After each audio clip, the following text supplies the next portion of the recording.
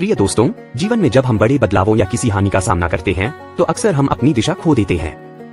यह तब हो सकता है जब कोई महत्वपूर्ण व्यक्ति हमारे जीवन से चला जाता है, जब हमें काम में कठिनाइयों का सामना करना पड़ता है या जब हमारे जीवन के उद्देश्य अस्पष्ट हो जाते हैं।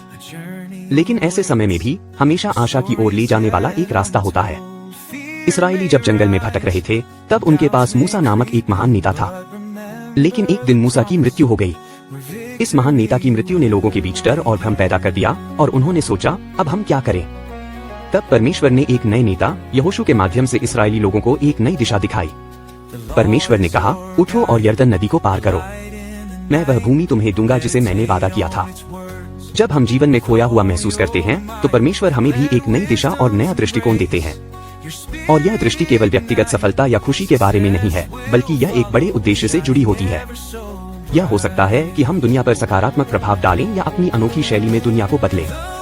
लेकिन यह याद रखना महत्वपूर्ण है कि इस नए रास्ते पर चलने के लिए हमें पहले अपने दिलों में मौजूद डर और स्वार्थ को छोड़ना होगा।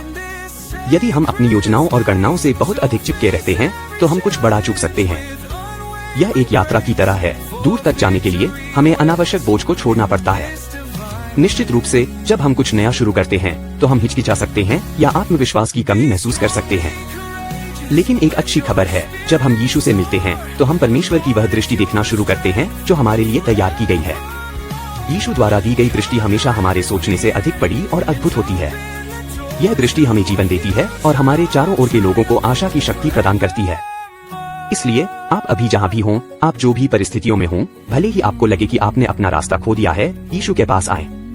जब आप उनके पास आएंगे तो परमेश्वर आपको एक महान योजना की ओर ले जाएंगे जो आपके सोच से भी परे है।